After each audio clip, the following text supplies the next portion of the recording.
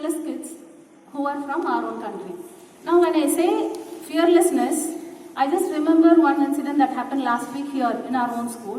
When I was walking along the corridor, I saw one girl coming out of the washroom trembling with fear. I just asked her, what happened? Why are you so fearful? She said when she was in the washroom, there was someone who had knocked the door, and the one who locked the door had run away. So she has been knocking the door. There was another person who came in, actually rescued her. So it was very, very painful to hear this.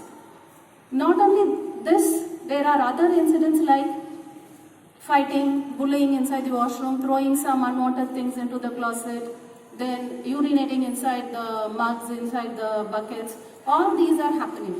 Now, just imagine these 18 students who are going to receive award from Prime Minister today, they are receiving for the bravery awards. They have literally saved the lives of other children. So when out of these 18, actually 3 students, they have lost their own lives in the process of saving lives of others. So when children of your own age group from our own country can do such things, can do so much of good to others, you all here can also surely do it. It is not something which is impossible. So I hope you would all have heard the song sung by Kamal Haasan, like Kadavul Paadi, Murugam Paadi, Kalandu Seida Kalavaina. You would have heard that. It means every one of us here has both good and evil inside us. So this good and evil inside us will be craving for a lot of food. And you are the one who is going to feed the good and bad. If you are going to feed the good more, you will be the good person. If you are going to feed the bad more, you will be the bad person. So you will have to really choose. What are you going to feed? What are you going to be? So I would say your responsibility is to feed the good more. So here actually when I talk about goodness, I just remember one story which I read in the WhatsApp. Most of you would have also read it. But it is apt to remember here. There was one mother and daughter who went to the bakery. It was actually the daughter's birthday. So the mother wanted to buy her a cake. They both went to the bakery. The mother has very less money. 2 years before they had more money, but at this point the father met with an accident and they did not have much money with them. But still the mother wanted to buy her some cake. She has only 100 rupees.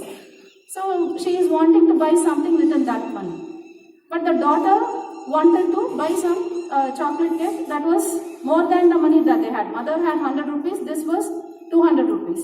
So the daughter is asking the mother, can I get that chocolate cake? For which the mother is explaining, see, we have only enough, this much money now, we can't buy this year. Whenever we get more, we will buy.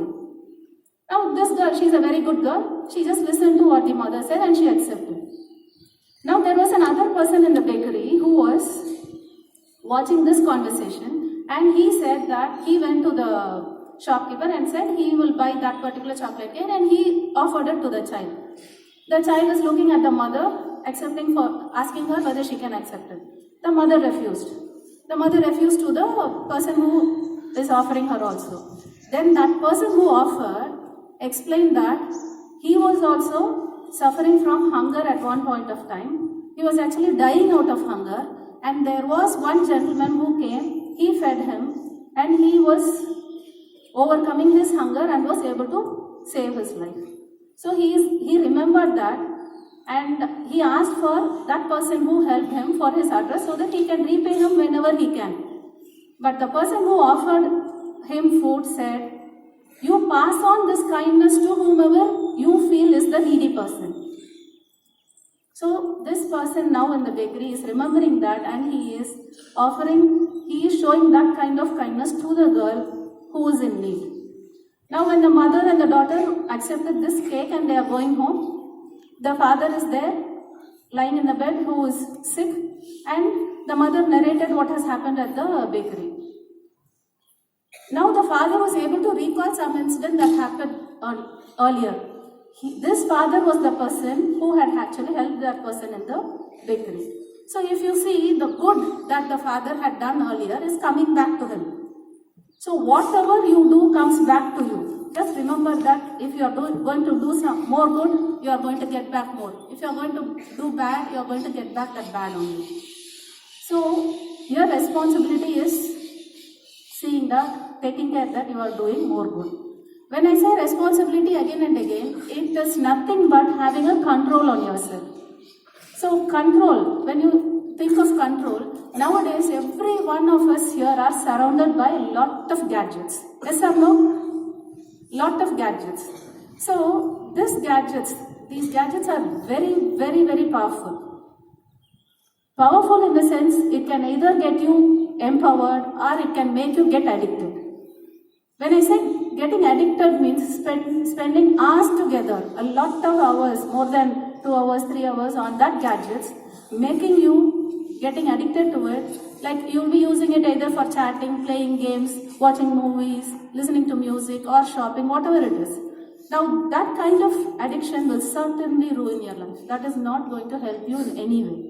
It is something similar to doing bad to yourself. You are feeding the bad inside you. So you will have to decide whether you are going to feed the bad or you are going to have a control over the time that you are going to spend on this and restrict yourself, have a control yourself on the time that you are going to use on these gadgets. Now when I say like these gadgets have that kind of harmful effects on you, there was a hospital in Delhi which complained of lot of children coming to that hospital complaining of headaches. So, Department of Anatomy from one college of medicine, they decided they'll conduct a survey to find out the reason for this. So, they went and surveyed for around 330 students across the place, and from that they found out that more than 250 students had more than one mobile with them, and 80 of them had only one, but more than 250 had really more than one mobile and other electronic gadgets with them. Out of these, 53 students have been complaining of severe headache and had been admitted in hospital only for using these gadgets for longer time. And 112 students complained that they were not able to concentrate in their studies. 132 of them had memory disturbances, and that had resulted in poor performance at school and in their academics. 76 of them had hearing problems. They had lost their hearing in 1 year. 53 of them suffered from facial dermatitis. It is nothing but some kind of allergy in the face by constant usage of gadgets. So, please understand all these harmful effects. Decide what is the amount of time that you can spend on them and follow that time very, very judiciously. So here, the less time you spend on all these gadgets, the more good you are doing to yourself. So by doing good to yourself and to others, you become a highly responsible individual for the nation. Now just imagine 10 to 15 years from now, you are all going to be the real youth force of the country, of India. Like right now, India is in the hands of corruption. Corruption is prevalent everywhere because of the greed for money. But as a responsible youth force of India, you can really have the power, you all have the power to free India of this corruption and make India a developed nation. Actually, this was the dream of Dr. Abdul Kalam. He has met a lot of students, thousands and thousands of students, and had inspired them to be responsible citizens.